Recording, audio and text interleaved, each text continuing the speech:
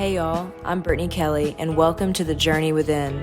In these 8 episodes, I take you through 8 women's journeys. Always remember, be kind, because everyone you meet is on a journey of their own. Hey y'all, I'm here with my mental health coach, Lori Jean Glass, and a friend of mine. She means the world to me and my husband, Brian. She also is an Amazon best-selling author of her book, #HealthyAdult, and I'm so excited to have you here with me, Lori Jean. Thank you so much. You are so welcome. Yeah, and so we are here at Daytona Beach, and we are actually at the Hard Rock Hotel right now, and it is a beautiful day. We are here to celebrate my husband's first solo show, which is tomorrow. I know. We're so excited. But today we are going to have a really important conversation, and we're just going to dive in deep today. And we're just really excited to have this conversation and really excited for this whole Journey Within series. And you've changed my life. Like, I just want to dive right into saying that. You have changed my life. You've changed my perspective on mental health. You've changed all my relationships, my family relationships, my relationship with my husband, my relationship with myself, and I'm just so excited for everyone to see your journey and see our journey. Thank you, Brittany. I'm just so pumped to get into this. And so let's just talk about how we met. Let's talk about how we met first. It was a really interesting way that we met. I was working with an intervention therapist, Ron Armstrong, who's a dear friend of yours. Love Ron. Mm-hmm. Yeah. And, you know, I was working through some stuff with a family member that was addicted. Yeah. I was going through a very hard time. Mm-hmm. And Ron connected us. And it was like, I don't know, you almost feel like one of my soulmates on this earth. I remember talking to you for the first time and, you know, learning about what you do. And, you know, I was a psychology major. I know the terms. I felt educated in psychology. I'd been in therapy since I was 17. Mm-hmm. But when we spoke that first day and you just kind of set up the framework of what we were about to do, mm-hmm. I don't know, something just clicked for me. And even on day one, before I even knew what the pivot process was, or before I even read #HealthyAdult, I just knew that something was about to change for me. Mm-hmm. So that's how we met, and that's how this beautiful journey started almost 4 years ago. I know. It's hard to believe. I mean, I feel like it's been like a year, but it's been kind of a long time. It has. Yeah. Yeah. But I do remember having that conversation with you. You know, I was at a show with my husband. To be honest, I really didn't even want to get on the phone. You know, it's a show day. It's an exciting day, and I was going through a hard time, and I just remember being on the phone with you and just feeling honestly seen and heard after I got off the phone. I don't know what you thought about me, but probably that. Oh, gosh, no, I felt every word. Yeah. I felt every word. Yeah, it's so hard when someone that you care about is really struggling, and that powerlessness that we feel. Mm-hmm. And then the confusion that we feel, you know, because of other experiences in life that mirror that. And mm-hmm. I remember that phone call like it was yesterday, actually. And I remember getting off the phone feeling connected to you. And we have similar experiences too, mm-hmm. which I'm sure we'll get into soon, mm-hmm. but very similar experiences with, you know, having to become parents almost too early. Mm-hmm. to people around us, and just a lot of trauma and a lot of drama as a result from all that trauma. And mm-hmm. I could hear you definitely every word that mm-hmm. day. Yeah, I was just feeling stuck, mm-hmm. and it's why what you do and what you've created is so life-changing, because I felt like, you know, I knew the verbiage, I knew the education. Obviously, I'd studied it, you know, a little over 4 years in college. I'd had all this talk therapy, but after, you know, I feel like after probably the 3rd or 4th call, it really started to click with me, this coaching concept and how different coaching was mm-hmm. and the pivot process was than talk therapy. Mm-hmm. And this is just my opinion, but, you know, in talk therapy, I kind of felt like I was waiting week after week for my hour with my therapist to kind of vent and kind of dump on her, and for her to kind of give me feedback on well, Brittany, you have anxiety disorder, you have PTSD, you've been through a lot. And I knew what all that meant. I just never felt like I left those, sessions with tools to help me navigate the real world and to help me navigate future situations. I just left feeling diagnosed and really with no, light at the end of the tunnel. And so I'd love for you to talk about, the pivot process, how you were, exposed to therapy for the first time, the studies that you've done, how did you come up with this? What is your vision? And just how did this come about? No, that's like a loaded that's question. not a big question or anything. Okay, I will tackle this though. Gosh, pivot started becoming a process in my mind when, like you, I had been seeking help and wasn't really getting anywhere at the time. I had some really amazing therapists that had a lot of compassion. And what I needed some concrete tools. I needed to figure out how to change. I was stuck in relationships that were really not that healthy for me, and I couldn't get out of them. And a lot of that had to do with my own trauma. Growing up, I lost my father when I was very young, and I was there, and it was tragic. He drowned, which is, I write about that in the book. And my mom dealt with that by drinking and lost herself, and then ended up, killing herself when I was in high school. And there were so many other nuances that aren't in the book. I'm a sexual abuse survivor. There's just a lot more. I didn't want to who wants to read all that stuff about somebody, right? Me. I know. I want to not feel so alone. I had to tone it down a little bit, but the point is that I remember I was laying in bed one day and I thought to myself, if I don't understand myself, I'm never going to be able to change. If I don't build a healthy relationship with myself, I am never going to be able to change. And I kept hearing the same story. Oh my gosh, you've had so much trauma. Like you, when they hear your story, I'm so sorry that you've been through all of this. That must be so hard. Well, yeah, it was hard, but I don't want to live in this being hard the rest of my life. Like, I want to have healthy relationships. And then, like you, I was diagnosed by a clinician with having attachment disorder. And when I read and studied what that was all about, I thought, well, my gosh, I'm entitled to have secure attachments. I'm entitled to that. I'm a wonderful human being that has had a lot of trauma, but that doesn't mean that I don't deserve that too. And so that was really the start of Pivot. That was when I started researching and reading everything I could get my hands on about attachment. I started looking at the dynamics of relationships and how people interacted. I realized that some people were safe for me, some people weren't safe for me, hence the circle boundaries. Pivot was in a journal before I ever created something out of it. That's awesome. And then it just so happened that a woman that I knew well was going to open up this treatment center to help people with challenges, and mainly in the addiction world. And she was looking for a director, and I took a risk. I was, doing something totally different with my career, and I applied for that job, and I showed her what I had started creating in my journal, with Pivot, and she loved the idea, and she took a risk on me and decided to hire me, and that's kind of where it started. And for 8 years, we worked in a clinical setting and tested all of the stuff that we do, and it was really, really a game changer, and definitely a life changer for me, because, I had to pivot myself first, and then just, and really, it was really all about just, being able to meet people where they're at, and then, making sure that it was a process where everybody could see themselves in it, and that concept, which we've talked about, and I think we'll get into, the survival patterns, which is really about developmental psychology. I had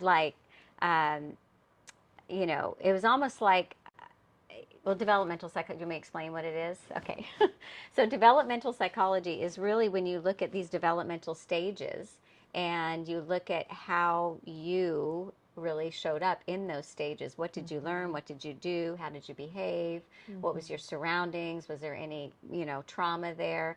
And that part of you actually stays with you as you grow into becoming an adult. And that's the thing people don't really understand. And then it's not just the inner child, which is really what John Bradshaw did all of his work around, the whole studying of the inner child. There's also this adolescent self that is very different, and for many of us, our adolescent self becomes the protector of our inner child. And so becoming vulnerable is really hard. Finding your voice is really hard. Making decisions that aren't really quick is hard. When you don't have a really good environment like you and I, where we had a constant, parents and boundaries and lessons, and I mean, it was like guns a-blazing for me. Yeah.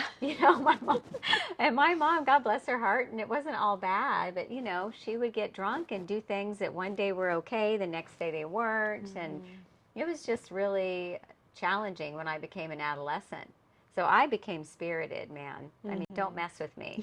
Like that little innocent girl that was so wounded became like this, oh, heck no, I'm not taking anything, and I became very popular.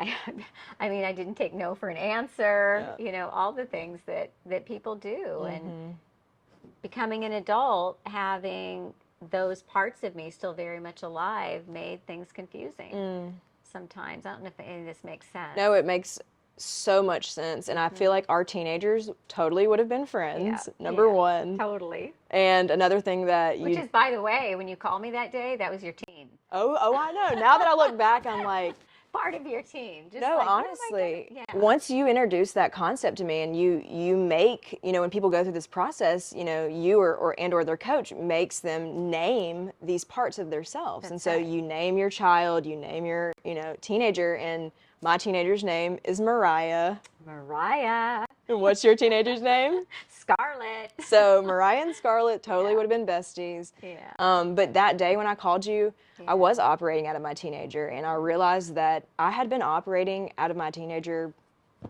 a lot of my adulthood. Well, yes, and the cool thing about that call is you did call me just really in this, I got to fix this, I got to do something, give me the manual, Yep. at the top, right? Yep. And I wanted to check off that list and just That's get back right. to normal, and I couldn't. And what happened, because I was able to see you and speak to that and calm you down and meet you there, eventually you went into that child self of, I don't know what to do. Just that real sweet spot. And that's when it's like, well, we're going to do something together and we're going to walk through this and get the boundaries that you needed at the time and the languaging at the time and, all that kind of stuff, which is probably why you felt seen and heard. Yeah. Yeah. And do you think when something very traumatic happens in someone's life at a certain point that may be the reason why they get stuck in that self, if...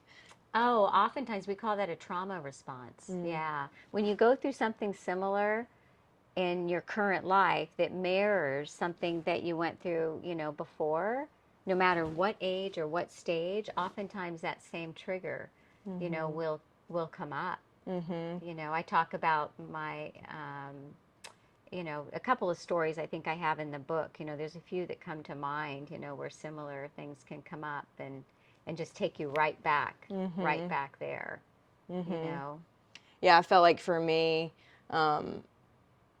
what happened to me at 17, which I can explain, just terrified me so much. I was so, operating from this state of fear in all my relationships, Oh, yeah.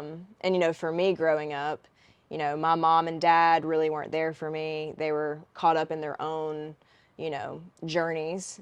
And my grandmother raised me. And I had a pretty normal childhood, I would say, with my grandmother. Obviously, I didn't have my parents there, so maybe not normal. What is normal? What is normal? I know, what is normal? But I had a good life. There is an answer to that. I mean, every child deserves to have a caretaker that offers them, love and respect, and can help them seek safety.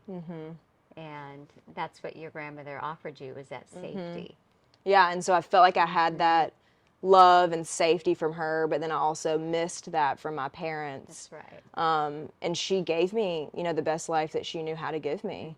But that missing, right? That missing, that's what we were talking about earlier, that kind of pain body wound, I call it. You know, and when you called me that day worrying about your family member, you know, it's like, what if something happens? Like, that was already imprinted in you because you knew there was something missing. Even though you loved your grandmother very much, there was something missing. And when you're a child and you have that unmet longing that gets, you know, birthed in you, there is something missing. You know, that's why I would grab onto relationships that just cling on for life, like a stage 5 cling on. Yeah. Don't leave me no matter what, even if I didn't like you. I would stay in relationships with people that I didn't really even like that much, but I couldn't leave because that feeling of being abandoned was too painful. Yeah, I feel like I dealt with some of that for sure. Because it was such a juxtaposition of like having this, security with my grandmother, but then being confused about like why my mom or my dad weren't there, you know, and getting those questions at school and feeling kind of like the outcast, but also trying to be super grateful because I do have, you know, what some kids don't have, you know. So I feel like my inner child was confused a lot because I had the love and I had the security from my grandmother, but I didn't have that from my parents. And then going into my adolescence. Who can you trust? Right, exactly. That's like the headline. Who can you trust? Yeah. Yeah. That's exactly how I felt. And then my grandmother, she, you know, never had a man in the house. Like she never dated. She never, I mean, I never saw her go on a date. We never had a man in the house. And I think she had a lot of those trust issues as well. And when I was 17, you know, she started dating somebody. And they dated for about 3 months, and he proposed to her. And I thought that was a little weird. She thought that was a little weird too. So she actually ended up calling off the engagement. And he went crazy, and he came to my house, and he murdered her. At my house. And I had to see the scene that morning.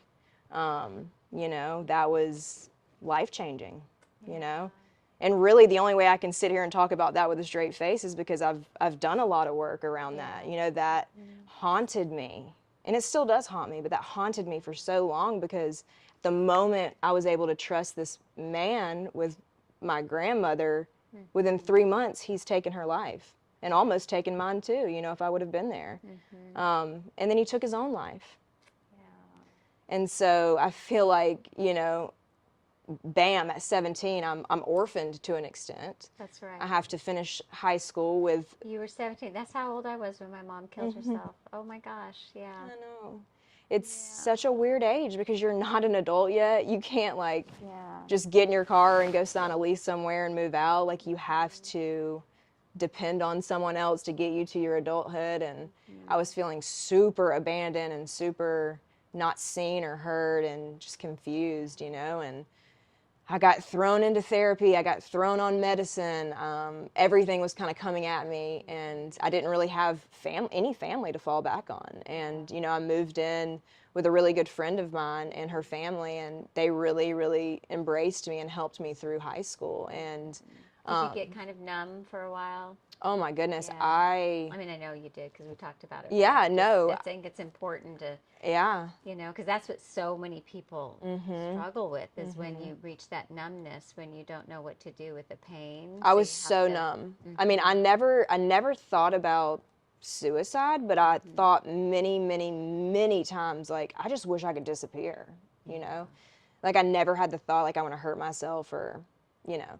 But I did think that. I'm like, I just don't want to be here anymore. I don't want these people to look at me. I don't want these people to ask me questions. Like, I just want to be, and I honestly felt guilty about these thoughts too, but I'm like, I just want to be normal. Like, I just want to go to college. I want to have fun. Like, why did this happen to me? And I was just super numb for probably 3 or 4 months. And getting therapy helped. I mean, I was forced into a lot of, for lack of better words, shitty conversations. Like, I had to recount a lot of horrible stuff. And I actually ended up like hopping around from therapist to therapist, which I think is so important to not, if your first experience with therapy isn't good, to not stop there. That's right. Yeah, find somebody that you really connect with is that's so important. Yeah, that's really important. Because I was sent to a Christian counselor at first, and I am a spiritual person, but that was just like super overwhelming. I just felt, I don't know, I just felt lasered in on and like told what to do. And, they told me I shouldn't go to college and, all of these things that I was like, no, like I want to get out of here. I want to live my life. And so when I went to college, I skipped around to a couple different free counselors because at colleges, there are some opportunities to get free counseling. And I think that's such an important thing to note. If someone's watching this and, they've had a bad experience with therapy, like you've got to find your person, Yeah, you do. And it's hard. Yeah. It's hard sometimes, too. And that's, what happened to me is a big reason why I studied psychology because, I saw the examples of my parents and then other family members that were addicted to drugs and alcohol. And I did not want to go down that path. I knew I did not want to go down that path. And so I'm like, you know what? I'm just going to study psychology and figure out what's going on in my brain and how to free myself from this. And I think that was so important for me to learn all of that and educate myself. But honestly, until I met you and until I got into the pivot process, I could not use that education to really apply that to my adulthood. Well, you knew a lot up here, but how do you put it to your own life? Yeah. Yeah. And it was almost like I could tell other people like, oh, you should do this or this is what's going on. But I didn't have the tools that you gave me and the pivot process gave me to actually like take life head on, and I kept finding myself in relationships that just were unhealthy and toxic, and I could not figure out why, but it was Mariah, my teenager, coming out and wanting to find people that I should fix and cling on to people that needed me. And that's part of that too, is like just what they call traditionally codependency that can come out of feeling guilty almost when you lose somebody like that, why didn't I do something different? Why didn't I help them? Why wasn't I home? I remember that's what you would always say to me, Gina, if I would have just been home. I know, I beat myself. Honey, if you would have been home, you might not be here. Yeah. But we don't know that at the time. We just think, I remember after my mom's suicide, I was at a prom 2 weeks later. Yeah, and I remember walking around that prom just feeling so numb, and people didn't know what to say to me. That's the thing too, is I think when people go through so much, people don't know what to say. They don't. And hopefully more young people like you that are willing to talk about your story and get out there and share other people's stories, it helps other people realize that if you keep it in, then you don't talk about it. And it's important to talk about it. No one said anything to me, and that was many years, before you were on the planet. But but still, it was so difficult because I got down to like 92 pounds. And because it even hurt to eat. Yeah, I felt that. It wasn't, it was just, it just gets hard. And I had this one friend. It's so funny that you said you went to prom because 5 months after, my Nana was murdered, I was at prom too, and I was winning prom queen. Yeah. And I'm like numb up there with my crown on, and I'm like, what's even happening? No one knew what to say to me. Yeah. But I had a friend, Emily Farmer, and she sat with me. Honestly, it was like the day after everything happened, and it was right around Christmas too, which was even more sad. But she sat with me, and she just said, look, I don't know what to say, but I'm here with you. And she put her hand on my knee and she just said, I'm here with you. And if you need to talk or say anything, I'm just here. Yeah.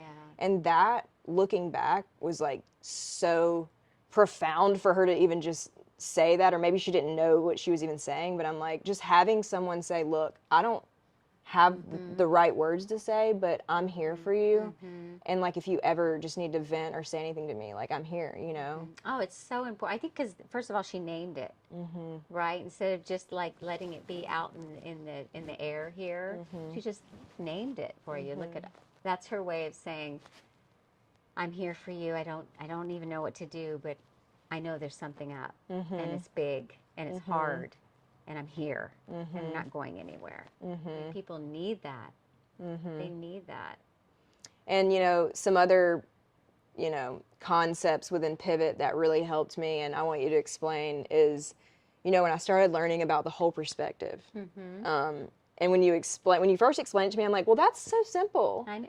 I know. Then you're like, well, wait, like, am I really like applying that in my life? It's wild because, I know. you know, can you explain the whole perspective, and we can kind of chat back and forth about that, because at that point when I met you as an adult, I wasn't a healthy adult yet, but I was an adult. You were a healthy adult. People think that that's about, I'm not one yet. Everyone is. Everyone does many healthy choices. You were doing so many things I was right. feeling a little spirally, for sure. It's just the concept of healthy adult, if I may, is just to really be that cue to make a different choice in the moment, to pivot to a higher level of consciousness. That's all that is. Yep. So that you can be aware, like when it's a big situation or you get activated. Wait a minute, what's the healthiest thing I can do here?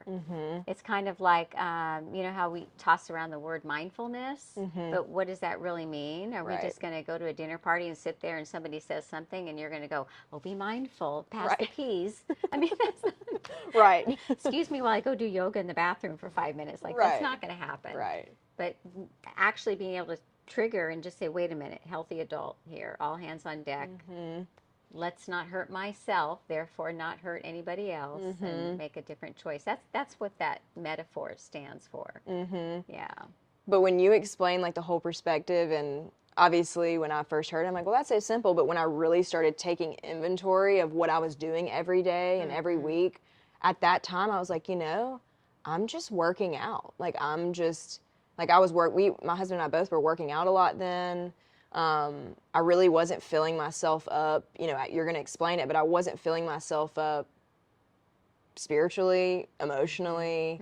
I really wasn't filling my relationships up. Like, I was just focused on working out and trying to get that extra energy out. Right. And once you explain that whole like pie of your life, I was like, well, damn. I need to start working on each of my little perspectives, you know? So can you explain like what that is? Yeah. So the whole perspective is really the foundation of Pivot. And it consists of taking a look at a situation, a decision, you know, whatever it is that you're looking at, you want to consider the impact financially, emotionally, physically, intellectually, and spiritually. So it's just a simple little lens to look through. But once you start looking through it, you realize it's a really wide lens. So it really helps you make better choices for yourself and really look at it through a self-care lens. You can also look at it through picking a partner lens. You can look at it through getting a job lens. I mean, it just really, you can apply it to anything, because many people react instead of responding to situations emotionally, especially if they have, you know, some trauma in their history, you know, or unprocessed anything. It's really a cool way to just go, wait a minute, how's this gonna be for me financially? What does this really mean? And it's great to build on, even in like a coupleship, to like, you know, grow intellectually together. You know, when I work with a couple, it is a simple concept, but it becomes very complex later because they really take a look at it and go, wow, how am I really challenging myself and the relationship intellectually? You know, how can we deepen this kind? You don't hear about intellectual intimacy.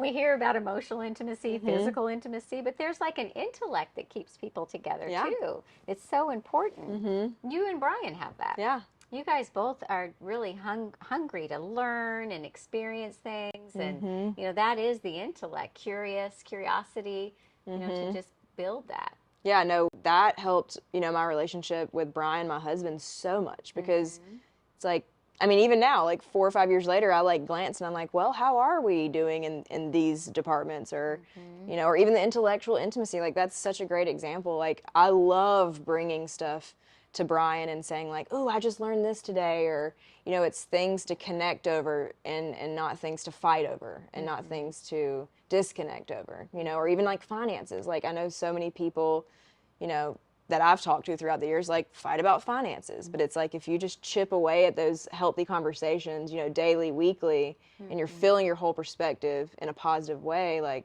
there's almost no way to lose, you know? I just love that so much. And so there's another concept called circle boundaries, which changed my life. It changes my life daily. Like, even like my road rage is gone because like I can like put that person in the car that I don't know within my circle boundaries. So can you just explain what the circle boundaries are? And I could definitely give some good examples of how it's changed my life, but can you just set them up with, you know, what are circle boundaries? Yeah, the circle boundaries, it's a process it's actually a tool for you to use individually, to be able to understand and apply internal boundaries. You know, a lot of times people will set boundaries on other people and have unrealistic expectations, or put the boundary on them. Here, Brittany, I have a boundary for you. I'm not going to do this because of this. It's like, that's an order. That's control. Right. That's not a boundary. A boundary is when you set an internal boundary within inside of yourself to either create a deeper relationship or to seek safety. It could be to move somebody closer. It could be to push them out. And, you know, I broke it up into 5 different categories to look at 5 different ways of being relational. I mean, it's probably a deeper conversation, but just to give a general overview. And typically when people first learn about it, it feels a little restrictive. It can almost feel like somebody is trying to put a straitjacket on you. Yeah. But it's not at all. It's really, once people use it, then they feel the celebration and the freedom that comes from knowing, you know, where people are in your boundaries, so you can not over disclose. And then you also need to like talk too, for people that are closer to you. It just acts as like a guide. It's like a guidebook, so that you kind of know in relationship like where people are in your life. And you know, you have a right. I mean, this probably isn't popular what I'm about to say, but it's so important. People have a right to take a break in relationships. You know, whether it's friendships or family members. Like, if someone is really struggling and they can't seem to move forward, it's okay to take a break to figure out what it is you want and need, and then go back into the relationship and make some decisions about what to do with it. And many people just, instead, they stay in situations relationally, beat each other up, emotionally bomb other people. I mean, it gets traumatic, and that energy just goes out all over everybody around you. You know, it's just it's a hard way to live when you're always like positioning yourself with other people. No, it's given me, you know, great just insight on, even when I meet someone for the first time. You know, like, I feel like, you know, before I was introduced to this process, that I would meet somebody and I would just tell them everything. Like, here is what happened from when I was born until now. Like, here is my stuff. And sometimes I would walk away from those conversations and think, oh no, like, what are they going to do with that information? Or like, are they going to take something I said? And, you know, at that point, now that I know the circle boundaries, I can think, okay, well, maybe that should have been more for someone in my good circle. Like, this person was a semi to me, so I should have just stayed with like some safe topics, gotten to know them better, gotten a little bit in a safer space with them to see if they could enter into my good, where I could disclose, you know, these personal things. Or, for example, road rage. I'm telling you, like, I used to have really bad road rage. Like, if someone cut me off, like, I would go home 3 hours later talking about that person in that car. And now I can see, okay, here's my circle boundaries. That person is on my outer circle. I don't even know that person in that car. That person does not deserve to take up any real estate in my brain. They don't even know me. I don't even know them. So what am I even spending and wasting my energy and time on? So that's just, you know, a couple examples of how I just feel like I have avoided a lot of heartache by accidentally oversharing. I have That's also the big one. Yeah. That's really the big one. So many people, especially people around your age, and people that are like dating, they'll go out and they will over disclose, and then they'll wonder what happened, and then they'll get abandoned again. And if they were abandoned as a child, that's that pain body getting activated. Yes. I mean, I'll have clients call in fetal position, like can't breathe, because this guy who they've been dating for 2 weeks is not, I know it seems silly, right? I mean, no, because I feel like I used to do that. Honestly. I know I did. I'm like, I want you to love me. Here's all my shit on you. Know. These poor, I always laugh. It's not funny, but it's funny to look back. Yeah. But I always laugh kind of when I tell the story about when I was, you know, early 20s, when I would go and meet somebody, and, I'd be all dressed up. And when I was young, I was cute, and I'd pull them in, and, and then we go, and they think they're, just won the lotto. Yeah. And poor guy, I took him hostage and had to tell him my whole life story, and they're like, couldn't get rid of me fast enough. It's like, that's all you're getting tonight, buddy. You thought you were getting my pants, but you really got in my story. Yeah, and it's almost like, prove to me that I'm lovable. Yeah. Prove to me that I'm enough. Prove to me that I'm worthy. Yeah, people do that all the time. And they're just fighting the wrong fight. Yeah. Yeah. Yeah, no, it's circle just... boundaries were so helpful. Yeah, and if anyone listening to this is interested in learning more about this, Lori Jean's book, #HealthyAdult, really dives into what these concepts are, and it's just, even if you don't get this one-on-one counseling, or, you can't afford this one-on-one counseling, like, getting into your book is so just eye-opening. And I've had friends that have read it and called me immediately, and they're like, oh my gosh, I wish I would have read this in high school, like... And I think it's such a great foundation for people to start and learn about some of these concepts that you've created and you've really changed lives with. I mean, I've had friends that are 19 years old and friends that are, my friend Donna, in her 60s. I've had a wide range of people come to me after experiencing Pivot and literally just be mind blown. And it's just so cool to see, what you're doing and what your process is doing to change lives, It's just it's honestly so exciting. I'm so proud of you. It's really cool to see. I'm honestly proud of me too. So I'm just going to brag on myself for a minute. I feel like, let's see. Honestly, when we first started working together, the first 2 years, I was really grasping onto these, concepts and really trying to apply them. And another thing that's really special about the one-on-one coaching that, you do and Love to Pivot and your coaches do is you get that one-on-one attention. I was having situations, within my marriage or within friendships or with my family members that were addicted that I was just, whether it was a text that was being sent or something that was said, I was feeling, and if I was feeling in a spiraling moment, I could contact you through text message or a voice note, and you would help me tackle that head on. And that is so powerful. Like not having real time. Exactly. Yeah, not having to save that up till the next week was just, even if you responded and you would say, just sit on it for a minute. Don't respond right now. Like even that, to tell me not to respond is just, it's rewiring my brain, rewiring, the client's brain. And that's just, it's just powerful. And I have, to get to my point, these last 2 years, and I'm not perfect. I'm not saying I'm perfect. I don't think any of us will ever be fully in our healthy adult all the time. No, but 70% of the day is the goal. Yeah. I feel like I'm there. I honestly feel like I'm there, and that is you are. so exciting. More. Yeah. No, it's so exciting because I can catch myself, and your thing is think, feel, do. That's right. And when I catch myself getting on this crazy train, which I want you to explain the crazy train because I love this concept, but when I catch myself going to buy my ticket to get on the crazy train to just lose it because of this old pattern that I have, I think, and then I feel. And then I do, if I even need to do. And it's just given me a better quality of life. And it's just amazing. Like, can you explain the crazy train? Because it's just a fun concept. Yeah, it's a metaphor. Before I came up with the term pivot, I was just talking about the crazy train at conferences and stuff and trying to explain behavior.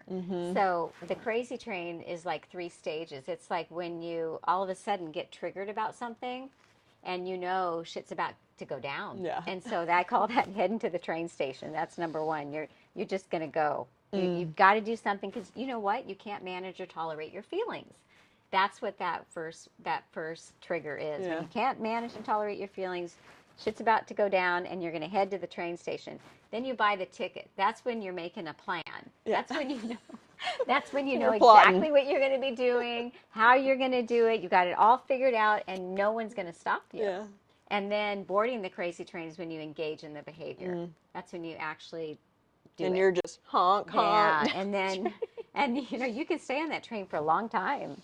And then it typically crashes, and then you hurt yourself, then you hurt others, and it just never really ends well. Yeah. Yeah. And that concept has stuck with me, and it's something that you talk about in your book too. And it sticks with me because honestly, I mean, I could truthfully say weekly I think about heading to the station, but I'm now emotionally intelligent enough, I feel, that I haven't been buying my ticket recently, which is it's just a testament to, you know, what the pivot process does. Yeah. And it's exciting. It's exciting stuff because I think as humans, you know, whether you went through this big traumatic event in your life or not, like we all deal with stuff. Totally. And we have all got on the crazy train. Let's just admit that. Like we all have. Yes. And Yes. we have education. We have resources now to just be healthy, you know, and stay in that healthy state. And it's just exciting stuff what you're doing and what we've done together. You're doing. I know.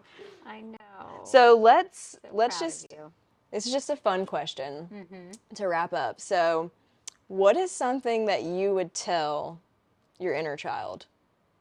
My inner child. Oh, that's easy for me. You know, I have to remind her that she's loved. You know, that she's loved. I think losing my dad so young and being a sexual abuse survivor, you know, that little girl that lives inside of me just needs to remember that she is lovable. You know, I love that phrase. I think Oprah's the one that said it. You know, it's not what's wrong with the child, it's what happened to the child. And I have to remind my inner child that, you know, that's not her. That's not the essence of her, those bad things. So that she's loved.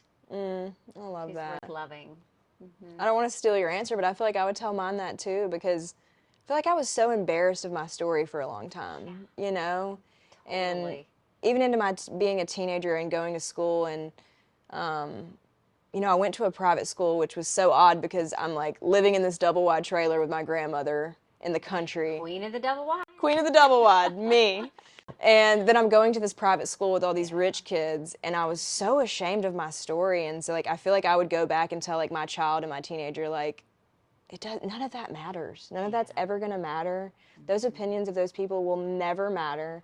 And you are loved. You're going to do great things no matter what you're going to be a flower and you're going to bloom no matter what environment, you know, that you're in. Like, I feel like I'm that flower that was, like, under the concrete that had to, like, bust through, you know? Yeah, you were. And I don't know, I think I would tell her that. You were succulent before we were buying them. I just need a little bit of morning dew, and then I could grow.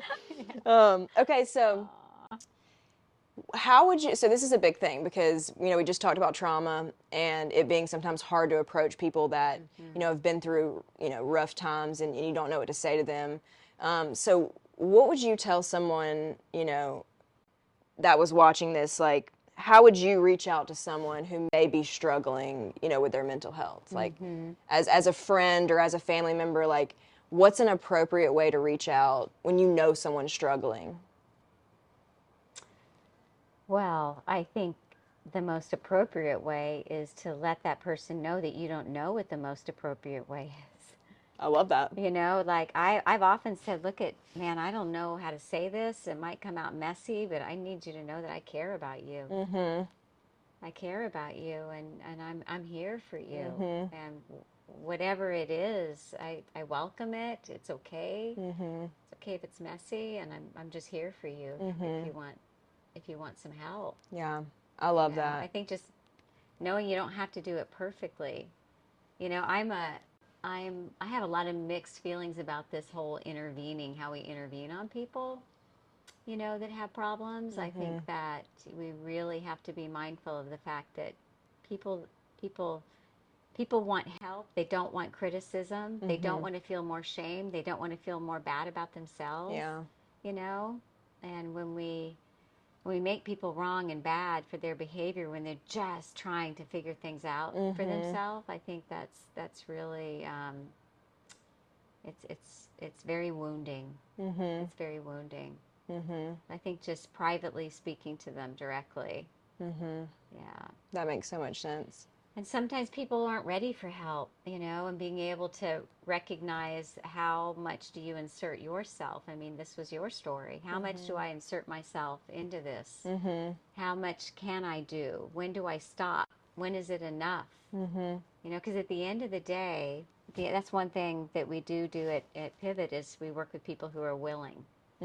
We don't take, if people are intervening on somebody and want us to work with them, unless that person is 100% willing, it doesn't work. Yeah. Like, people really need to be willing. And I find that people usually are if the invitation is given in the right way. Yep. No, that makes total sense. No, that's such great advice, because I know for me as a friend, sometimes I want to go in and just fix it and give advice and how can I fix this? And sometimes it's, like you said, the best approach just to say, hey, I don't know what you're going through.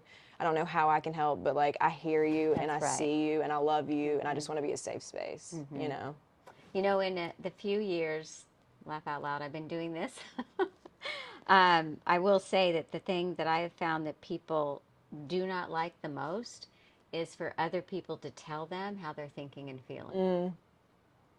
I know that you're thinking, I know that you're doing blah, blah, blah. People really, really don't want that, because do we really know? Do people really know how you felt after your grandmother's murder? Yeah. No one does. No. Did they really understand how I felt when, one of my relationships blew up? It's like, no, they might be able to identify with it, but it's like, do they really know? Right. We need to let people talk about how they feel and what they think. That's a big one. Yeah. To answer your question. Just going in and being a safe space and being an open ear, and I think that's just something people have asked me, over the years, like, well, how do I help that person? Like, I don't want to get involved, or someone's like, well, I told her she should do X, Y, and Z, and it's like, that's such a great piece of information as a human, just to know, like, if you have someone struggling, just be there for them. Be an Emily Farmer, like my friend, and just sitting there and just hugging, me and saying, I'm here to listen. I don't know what to say, but, I'm here. That's right. I think before you wrap up, the other important thing to say here, too, is that I really want to say this, is that, getting help and growing relationally doesn't have to just be reserved for the people with trauma. Yeah. A lot of trauma. I mean, most people have some level of trauma in their lives. However, I think a lot of times people don't realize that why not grow relationally? Why not learn how to show up and be healthier relationally? I mean, if we taught this in school, I don't know about you, but I'm not using a lot of my science. I mean, I know there's jobs where you use your science and stuff, but relationships we use every single day. Why not learn how to get connected deeper and be more comfortable in your own body, understanding why you are the way that you are and do the things that you do. I'm always going to have that pain body wound of abandonment from all that trauma. I will always have that. However, today it doesn't rule me. It just lays dormant. And when it gets hit, then I have tools to deal with it. But it's not something that's running my nervous system, running my life. Just like you. I mean, oh my gosh. Your life is so different than when I met you 4 years ago. It is. So different. It is. So you've empowered yourself with so many tools, and there's an authenticness to you now, which is why you're doing what you're doing and talking to people about this and being so open and loving and wanting to help people because you were able to understand yourself. Yeah, I mean, when we first met, I feel like, me and Brian had just been married, 3.5 years at that point, to my friends and family and to the world, I was on top of the world. I'm like on tour with my husband, and he's hitting these great peaks in his, in his career, and we're all over the world, and on Instagram, everything looks great, but I had such a battle inside my head. And now that I've been able to work these things out, I really do feel like I'm living my true, authentic life. And that's really what, we want for everybody. That's right. That's a big shift I see in you. Oh, I'm going to cry. That's a big shift, because before it was like, this is who I am, but if these people really knew me, Yeah. and that piece is gone. Mm. Now you're letting them all know you, Yeah. and you're stepping into your own beauty and reality and being authentic to who you are. I love that. Oh. But it doesn't have to be a little secret underneath there. Yeah. You know, what if they know? Mm-hmm. You know? Oh, I love that. Well, you What gave... if they know that I actually got this sports bra from Kmart? Right, exactly. No, I mean, I just, yeah, like my story forever, I was like, well, what if people knew I grew up in a double wide? What if people knew that I went through this crazy murder-suicide? What if people knew that I wasn't the private school girl that everybody else was, you know? And who cares? Who cares? Who cares? Melt it all away, and people love vulnerability, and people love to have these deeper conversations, it's led me to deeper connections, you know? And I don't know, I'm just so thankful to have met you and to have these tools now to really navigate the rest of my life with, you know? I feel set up for success, and it's just so exciting. Yes. Well, thank you so much for just having this conversation with me, and I love it so much. And I can't wait to share this with everybody. And at the end of this video, we're going to leave some resources and stuff for everyone, from free resources to how to get your book. And, you know, if you want to look into doing Pivot, we're going to leave some good stuff here. So Awesome. thank you so much. Thank you.